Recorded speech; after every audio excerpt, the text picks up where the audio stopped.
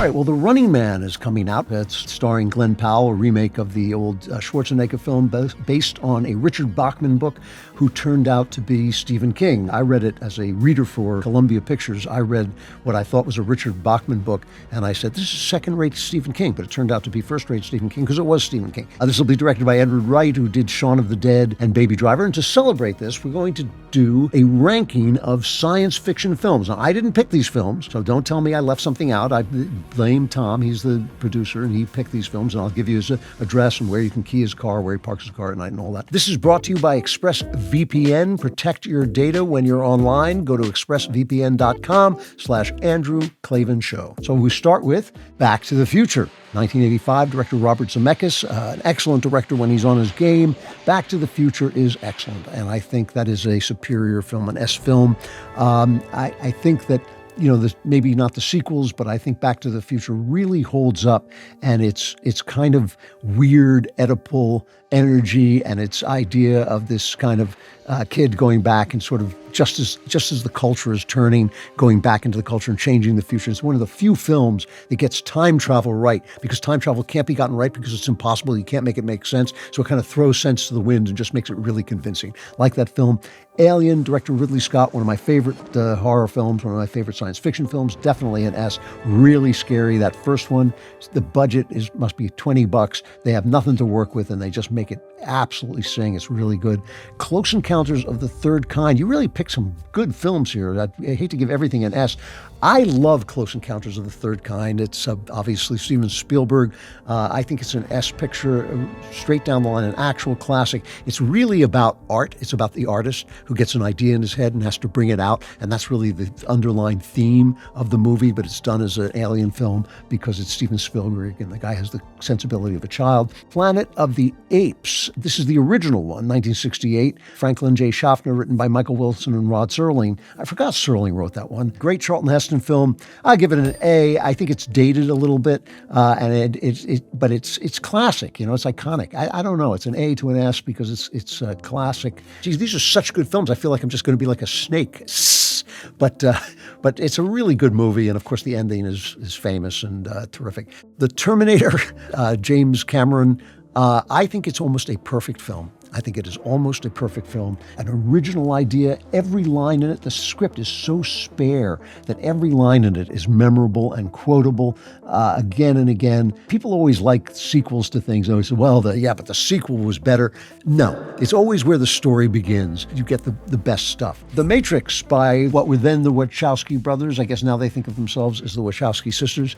But is The Matrix an S film? I give it like an A to /S. It's an S because it's iconic, that the idea is so smashing, so fantastic.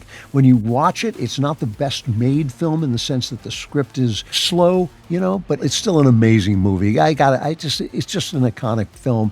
These are films that I think belong in any list of top-notch films. So we're starting out with really good stuff. Here, thank God. Here's the 2001 A Space Odyssey, director Stanley Kubrick. I give it a D. It is one of the dullest, most pretentious movies ever made. Everybody loves it because it's dull and pretentious, but it's dull and pretentious. And did I mention that it's dull and also pretentious? It really is. It makes no sense. It has that good scene at the end where he turns off the computer, but it's a snooze. And it looks bad. It's really bad. I think Stanley Kubrick was good in his younger days when he made natural films, and then when he got full of himself, he was a bore. 12 Monkeys. I just watched this, rewatched it the other day by Terry Gilliam. Terry Gilliam, a really entertaining director. I think this is a good film. I'll give it a B, which is high. I think I don't usually give so many things these top reviews, but 12 Monkeys is a really entertaining plot, really well done. Great performance by Brad Pitt. It stars Bruce Willis, but Brad Pitt gives a fantastic performance as a crazy person, and it's just incredibly real. Good plot twist, good writing, definitely solid B film. The original Running Man, directed by Paul Michael Glaser. I thought it was a C film. I didn't think it was that great. I didn't think the book was that great, to be honest with you, but the new one looks really good. Who knows you better than yourself? Your family? Your friends? Well, if you own any internet-connected device, there are thousands of companies that might know you better than you know yourself. They're called data brokers, and they make billions tracking everything you do online. Every purchase, every location, every conversation, your most personal beliefs, all packaged into a profile they sell to marketers, activists, and politicians looking to influence you. You could go completely off the grid, or you could just use ExpressVPN. These companies track you through your IP address, your digital fingerprint. ExpressVPN gives you a new IP address in a location you choose, making you virtually untraceable. With ExpressVPN, your connection is encrypted and routed through secure servers. Even your internet provider can't see your activity, which is important since they're legally allowed to sell your data to whoever they want. I use this on all my devices. You can put it on phones, laptops, tablets, and it's just one click for instant privacy, so even I can do it. Just cuts out right away and it comes on and doesn't get in the way of anything you're doing.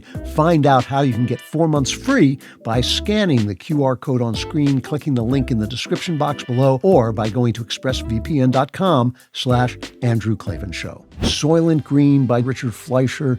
That's a B film. It's good. It's entertaining. It has what I believe is Edward G. Robinson's last performance, one of the truly great actors of the golden age of Hollywood.